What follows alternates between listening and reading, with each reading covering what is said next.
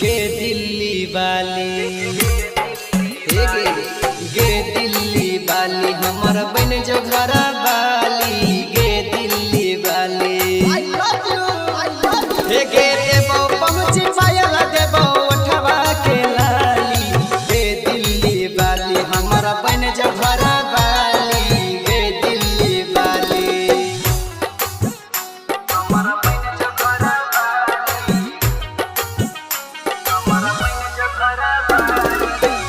Mix by Abhishek Anurag. Begusarai बाजार में बिंदिया दिलहेबो खगड़िया बाजार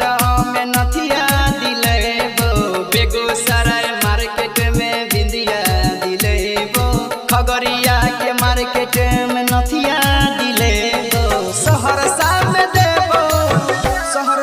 देबो तोरा कनमा के बाली गे दिल्ली वाली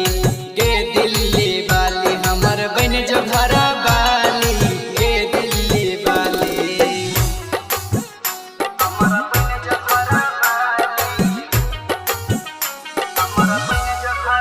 म्यूजिक बाय